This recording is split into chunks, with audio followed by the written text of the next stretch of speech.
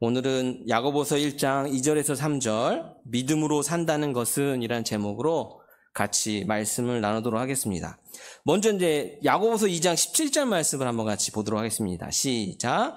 이와 같이 행함이 없는 믿음은 그 자체가 죽은 것이라. 아멘. 이 말씀을 딱 보면은 이제 드는 생각이 뭐냐면, 행해야 되겠다라는 마음이 아마 여러분 마음 가운데 싹 스며드실 거예요. 행하지 않는 믿음은 죽은 믿음이다 라고 얘기를 할 거예요. 근데 성경에서 보면 의인은 믿음으로 산다라고 했어요. 믿음과 행위는 반대되는 개념으로 성경은 계속 얘기하고 있거든요. 우리의 행위로 구원받는 것이 아니라 믿음으로. 이건 뭐냐면 하나님이 하셨다라는 거예요. 우리의 힘으로는 할 수 없고 하나님이 하셨다라. 그래서 믿음으로 산다라는 것은 하나님의 힘으로 사는 것이고, 믿지 않는다라는 것은 내 힘으로 산다라는 거예요. 야고보도 이것을 알았음에도 불구하고 행하는 거에 대해서 이야기를 하고 있어요. 그러니까 여기서 야고보가 하는 얘기가 뭐냐면 믿음이 있다면 행할 것이다라는 거죠. 반드시. 그러니까 우리가 알아야 될 것은 뭐냐면 하나님의 은혜가 우리 가운데 임하면 반드시 그에 대한 반응이 나타날 수밖에 없는 거예요. 근데 왜 너희는 안 나타나느냐고 얘기를 하는 거예요. 쉽게 얘기해서 이제 얘기를 들어서 제가 만약 죽을 뻔한 위기가 있었어요. 차가 오는데 제가 죽을 뻔했어요. 어떤 사람이 딱 저를 밀고서 저를 살려줬어요. 그 사람이 딱 다쳐서 크게 다쳤어요. 그러면 저는 이 상황에서 어머 살았네 그리고 제가 이렇게 가겠습니까? 다친 그 사람을 케어해야 되겠죠. 병원도 가고 또 문병도 가고 또 뭐 내가 다 할 수 있는 감사의 표현을 하겠죠. 그러니까 그 은혜에 대한 반응이 나오는 것은 당연한 거예요. 근데 문제는 뭐냐면 야고보가 이제 얘기를 하는 거죠. 왜 너희는 그런 반응이 나타나지 않느냐라고 이제 이야기를 지적하고 있는 거예요. 근데 왜 반응이 나타나지 않을까요? 이거는 이제 아까 1부 때 목사님이 얘기하신 것처럼 이원론적인 삶을 살아서 그래요. 복음을 알아요. 믿음도 있어요. 그런데 그 복음을 내 삶 가운데 적용하지 아니하고 내 삶 가운데 드러내는 것에 대해서 익숙치가 않은 거예요. 미숙한 거예요. 그러니까 어떻습니까? 믿는 것과 또 삶이 별개로 되어지는 거예요. 제가 이건 너무 많이 얘기했음에도 불구하고 또 얘기하는데요. 코로나 때 이게 제가 이제 이렇게 안 나오시는 분들 이렇게 신방을 하면 또 이렇게 만나기 어려우면 전화 통화를 하는데 만날 때마다 그런 얘기를 하시는 거예요. 하나님이 자기를 보호하시고 지키시고 막 이런 얘기를 막 하세요. 근데 끝에 가서 결론은 코로나 때문에 교회를 못 오겠대요. 이게 말이 맞나요? 안 맞죠. 여러분 하나님이 세상을 창조하신 거 믿습니까? 전지전능하신 거 믿습니까? 그럼 이게 내 삶 가운데 녹아져 나와야 되는데 그건 믿는 거고 내 삶은 내 삶이야. 그러니까 어떻습니까? 그에 따른 합당한 반응이 우리 삶 가운데 잘 나타나고 있지 않다라는 거예요. 그래서 우리가 복음을 잘 알면 그 복음을 우리 삶 가운데 적용하면 돼요. 우리가 이제 알아야 될 것은 뭐냐면 하나님이 온 우주 만물을 창조하셨단 말이에요. 그래서 다 창조하시고 마지막에 인간을 창조하셨어요. 그 하나님의 꿈이 있어요. 이 모든 우주 만물을 창조하여서 인간에게 맡기고 그 복을 다 누리며 하나님 대신에 이 땅을 다스리게 하신 거예요. 그러면서 어떻게 해요? 에덴 동산에서 아담과 함께 거니셨던 하나님이에요. 모든 우주 만물을 창조하시고 그 복을 그 아담에게 주시고 인간에게 주시고 그 인간과 동행하며 함께 걷는 것이 하나님의 꿈이셨어요. 그런데 아담이 동산 중앙에 있는 나무를 먹지 말라는 이것에 불순종함으로 말하면 어떻게 됐어요? 그 나라에서 쫓겨났어요. 이 불순종은 뭐예요? 하나님 필요 없어요? 내 힘으로 살래요 라고 고백하는 거예요. 그래서 내 힘으로 살래요 나갔더니 어떤 일이 벌어졌습니까? 굉장히 절망적이고 힘들고 궁핍한 삶을 사는 거예요. 그것을 대표적으로 보여주는 게 탕자의 비유의 탕자예요. 아버지 재산 다 주세요 하고 나갔잖아요. 근데 나중에 어떻게 됩니까? 돼지가 먹는 쥐염 열매라도 먹고 싶은데 주는 사람이 없어서 못 먹어요. 돼지 먹는 사료도 못 먹어서 배고파서 있는 그런 상태가 하나님 나라에서 쫓겨난 내 힘으로 살려고 하는 삶의 모습이라는 거예요. 그러나 하나님은 우리를 사랑하세요. 이것으로 그냥 두기를 원하지 않으세요. 그래서 인간을 하나님과 함께하기 원하시는데 인간이 죄가 있단 말이에요. 하나님은 거룩하신 분이기 때문에 그 죄를 그냥 그래 한 번만 용서해 줄게 이럴 수 없는 분이에요. 분명히 죄에 대한 대가는 반드시 치러야만 하나님과 함께 할 수 있는 거예요. 그런데 인간이 다 범죄했어요. 그러면 그 죄를 어떻게 돼요? 그러니까 그걸 해결하기 위해서 예수 그리스도를 이 땅 가운데 인간으로 보내셔서 인간의 죄를 대신 담당하시고 죽으시고 부활하심으로 말미암아 그 죄의 문제를 다 해결하시고 하나님과 우리가 하나 될 수 있게, 자녀가 될 수 있게 하셨어요. 그래서 하나님이 다시 우리와 동행하신다라는 거예요. 그래서 이것을 알 수 있는 것은 하나님은 온 우주 만물을 창조하셨고 자기 아들을 내어주시면서까지 나를 사랑하시는 분이고, 그분은 나와 함께하길 원하신다라는, 그분은 내 편을 들어주시기를 원하시는 분이시라는 거예요. 우리가 이 복음에 이것만 안다라면 우리의 삶 가운데 두려운 것이 없어야 되는 거죠. 무서울 것이 없어야 되는 거죠. 이 복음을 아는데 왜 너희는 그런 행위가 나타나지 않느냐, 적용하지 않느냐, 왜 그 복음이 삶으로 드러나지 않느냐, 왜 너희의 믿음이 드러나지 않느냐라고 야고보는 얘기하고 있는 거예요. 그래서 이제 야고보가 이제 그 왜 드러나지 않는 그 외침 가운데 이제 오늘 본문 가운데 이야기를 하고 있어요. 근데 그건 시련에 관해서, 시험에 관해서 얘기를 하는데, 우리가 본문에서 우리가 처음으로 알 수 있는 것 첫째는 뭐냐면, 온전히 헌신된 삶을 사는 자들도 시련과 고난을 겪는다라는 거예요. 2절 말씀을 한번 같이 보도록 하겠습니다. 시작. 내 형제들아, 너희가 여러 가지 시험을 만나거든 온전히 기쁘게 여기라. 아멘. 야고보는 예수님을 모르는 사람들에게 쓴 것도 아니에요. 그리고 세상과 육신의 욕망을 따라서 사는 자들에게 얘기한 것이 아니라 내 형제들아 라고 얘기를 하고 있어요. 1절에서의 내 형제들은 뭐라고 얘기하고 있어요? 흩어져 있는 12지파. 왜 이들은 흩어졌습니까? 그리스도를 믿는다는 그것 때문에 핍박을 받아서 자기의 익숙하고 정든 고향을 떠나서 타지로 나갔어요. 고난이 있었어요. 근데 그곳 가운데 그냥 안전했습니까? 그렇지 않죠. 심한 육체적 학대도 있었고 죽음의 위협까지도 그들 가운데 있었어요. 핍박이 심했으니까. 그런 흩어져 있는 믿음 때문에 고난받고 자기 고향도 떠나고 자기의 것을 잃으면서까지도 끝까지 믿음을 지켜 나간 그들에게 이야기를 하고 있어요. 너희가 여러 가지 시험을 만나거든. 그래서 하나님께 온전히 헌신된 사람도 시련이 올 수 있다라는 거예요. 고난이 올 수 있다라는 거예요. 우리가 착각하는 게 그런 거예요. 믿음 좋으면 시련은 없다, 고난은 없다라고 생각하는데 결코 그렇지 않습니다. 정말 온전히 헌신한 그 사람들도 시련과 고난이 올 수밖에 없어요. 성경에 보세요. 시련과 고난이 없는 사람이 누가 있는가? 계속 예수 믿고 주구장창 꽃길만 걷다가 하나님께로 갔다는 사람이 있는지 한번 찾아보세요. 시련과 고난이 그들 가운데 쭉 있어요. 그래서 이제 그것을 이제 성경에서는 욥을 통해서도 알 수 있죠. 주님과 동행을 했어요. 그와 같은 자가 없다 했지만 그는 큰 고난을 겪었어요. 또 뿐만 아니라 제자들, 예수님께서 갈릴리 바다를 배 타고 건너가라 명령했어요. 그래서 제자들이 아멘 하고 순종하면서 배를 타고 나아갔어요. 근데 어떤 일이 벌어졌습니까? 큰 폭풍이 그들 가운데 몰아쳐오는 것들을 경험하게 돼요. 하나님이 말씀하셨어요. 그러면 꽃길이 해야 되는 거 아니에요? 말씀하셨는데 왜 거기에 폭풍이 와? 우리 이렇게 생각할 수 있어요. 그러나 올 수 있다라는 거예요. 올 수 있다라는 거예요. 그래서 우리가 시련이 올 때 왜 나에게 이런 시련을 주셨습니까? 왜 나에게 이런 고난을 주셨습니까를 묻기 전에 우리가 해야 될 건 뭐냐면, 하나님 이 시련을 통하여서 나에게 무엇을 가르치려고 하십니까? 라고 물어야 돼요. 왜? 죄 때문에 시련이 올 수도 있지만 내가 거룩하고 헌신된 삶을 살아도 고난이 올 수 있어요. 그럼 우리가 하나님께 물어야 되는 것은 이 시련을 통해서, 고난을 통해서 무엇을 나에게 가르치기를 원하십니까? 라고 우리가 물어봐야 되는 거예요. 근데 이 시련은 어떻다고 되어 있어요? 한 번 겪고 끝나는 게 아니야. 여러 가지 시험. 종류도 다양하다라는 거죠. 그래서 한 가지 시험이 왔어. 넘어갔는데 또 다른 종류의 시험이 와요. 또 넘어갔더니 또 와요. 이게 우리의 인생이라는 거예요.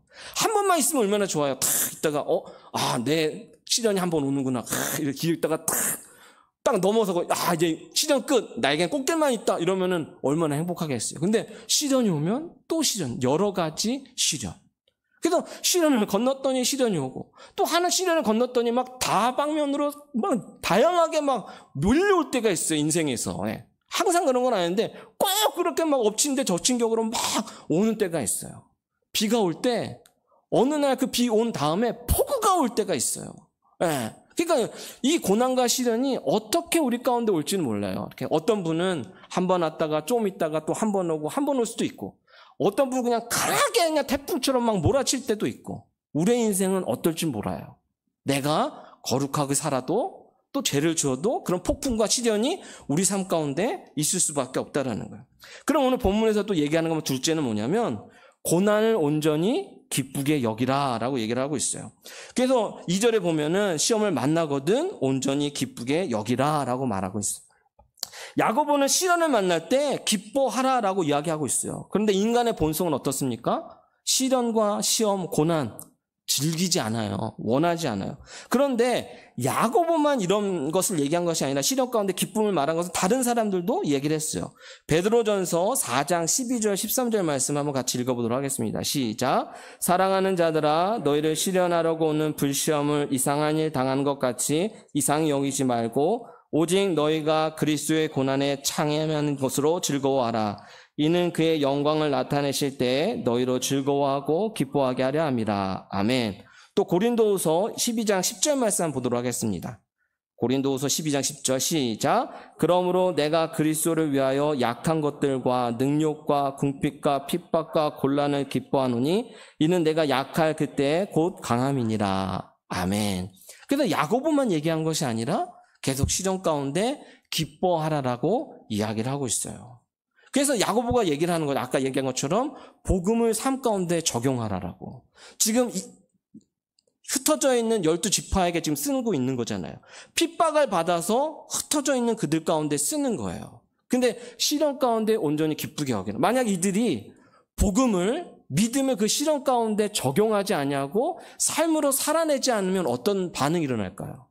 네, 한 가지는 이런 거겠죠. 아, 내가 무슨 죄가 있어서 이런 시련을 겪나 보다. 고난을 겪나 보다. 그래서 맨날 슬픔 가운데 있겠죠. 내가 얼마나 큰 죄를 졌길래 이렇게 이 시련이 끝나지 않지? 날마다 회개하면서 눈물 쏟으면서 난 죄인이다만 외치면서 슬퍼하고 있을 거예요. 또 한 부류는 불평분만이 넘치겠죠. 내가 왜 하필 예수를 믿어서 왜 이런 고난과 어려움이 나에게 이렇게 물러 닥치는가? 안 믿었으면 내가 고향 땅에서 정말 행복하고 즐겁게 잘 살았는데 왜 내가 예수를 믿어서 이렇게 됐을까? 이런 고민들에 빠질 거예요. 그러나 이 시련 가운데 복음을 접목한다라면, 그죠? 하나님이 창조주세요. 온 우주 만물이 하나님 손 안에 있어요. 하나님께서 다 주관하시고 인도하세요. 그분이 아들을 내어주시면서까지 나를 사랑하셨어요. 그분은 나와 동행하기를 기뻐하시며 함께 하시기 원하세요. 그리고 그분이 나의 내 편을 들어주세요. 그럴 때 이 시련을 우리가 바라보면 어떤 느낌이 들어야 돼요? 하나님 무슨 이유가 있겠구나. 분명히 나에게 더 선하고 좋은 길로 가기 위해서 이것을 주시나 보다. 그럼 어떻게 이것을 변하여서 축복이 되고 복이 되게 나에게 이끄실까? 바라보게 되겠죠. 믿음으로 적용을 한다라면. 하나님 불평불만하지 않을 거예요. 또 내가 죄가 있다고 막 슬퍼하며 막 있진 않을 거예요. 하나님은 그걸 원하지 않으세요. 우리가 죄 가운데 슬퍼하고 있는 것이 아니라 죄를 이기고 나아가서 승리하여서 하나님이 주시는 충만한 복을 누리면서 하나님과 함께 동행하며 교제하며 걷기를 누구보다도 바라신다라는 거예요. 그래서 이것을 간절히 원한다라면, 이것을 그 시련 가운데 복음과 믿음을 접목시킨다라면 기쁘게 여길 수도 있다라는 거예요. 그런데 우리가 이러한 하나님을 믿고 나아갈 때 시련 속에서도 평안할 수 있는 거죠. 왜? 이거 시련으로 말미암아서 내가 망하고 죽는 게 아닌 것을 아니까. 그분이 나를 사랑하시니까. 자기 아들을 내어주시면서까지 나를 사랑하시는 거 아는데 나를 망하게 하겠어? 결코 그렇지 않아. 분명히 나를 선하고 아름답게 인도하실 거야. 평안이 오게 되겠죠. 더 나아가서 그리스도 안에서 우리가 기쁨을 경험할 수 있는 그런 위치까지 갈 수 있게 되어진다라는 거예요. 그래서 우리 삶 가운데 무슨 일이 일어나든지 그 삶을 복음으로, 믿음으로, 그것을 적용함으로 말미암아 나아갈 때 우리 가운데는 슬픔이 다 슬픔이 아닌 거예요. 오직 기쁨과 평안과 기쁨 가운데 나아갈 수 있습니다. 그래서 오늘 본문은 얘기를 하고 있어요. 그래서 기뻐할 수 있는 그 이유에 대해서 얘기했어요. 셋째는 시련은 성숙으로 인도한다라는 거예요. 3절에서 4절 말씀을 한번 같이 읽어보도록 하겠습니다. 시작. 이는 너희 믿음의 시련이 인내를 만들어내는 줄 너희가 알미라. 인내를 온전히 이루라. 이는 너희로 온전하고 구비하여 조금도 부족함이 없게 하려 함이라. 아멘. 하나님이 이 시련을 주신 것은 성숙으로 온전한 대로, 흠없는 그 자리 가운데로 우리를 만들어 가시기 위한 거예요. 우리가 죄 많고 흠 많고 이 벌레만도 못한 우리를 부르셔서 구원하셔서 예수 그리스도와 같은 형상에 이르기까지 하나님이 만들어 가시는 거예요.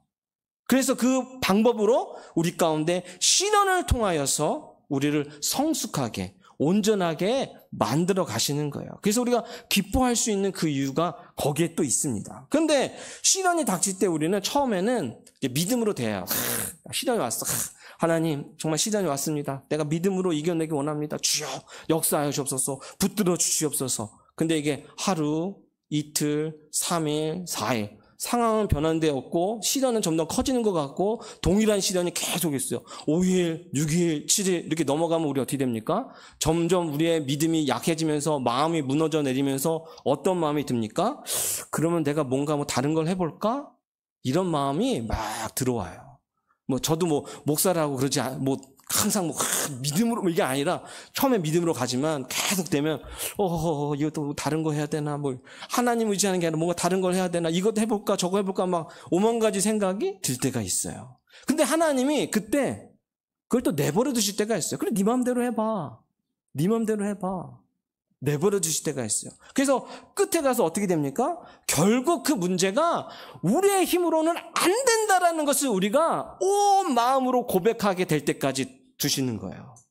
예. 시련이 왔는데 바로 해결해 주시지 않는 이유는 그거예요. 그래서 제가 시련 올 때 참 하나님 앞에 했던 기도가 그거예요. 전능하시다 그랬는데 왜 이거 하나 해결을 못 하십니까? 예, 너무나도 답답한 거예요. 전능한데 왜 한 번에 이렇게 하면 끝나는 거를 왜 기도했던 게 그런 거예요. 네. 근데 하나님은 뭘 원하시는 거예요? 나를 자꾸 힘을 빼시는 거예요. 다 내려놔. 네 힘 다 내려놔. 그때도 제가 힘이 있었던 거죠. 내가 뭔가 붙잡으려고 하는.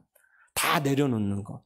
그래서 제가 운동도 보면은 다 마찬가지 것 같아요. 힘을 빼야 잘하는 거예요. 힘을 빼야. 수영도 힘을 빼야 뜨고요. 네, 요새 또 그 불꽃야구, 채강야구 제가 좋아했는데 제가 야구는 잘 몰랐는데 그 스윙을 하고 보니까 힘 빼고 싹 하다가 공 맞을 때 힘을 딱 줘야 이게 홈런이 되고 그러는 것 같더라고요. 딱 슝슝 이렇게 의태어로만 이렇게 감독님을 이렇게 설명을 해주시던데 힘 빼고 싹 내렸다가 맞을 때 힘 딱 줬을 때 딱 홈런이 되고 그러는 것 같더라고요. 그래서 정말 하나님 나 못해요.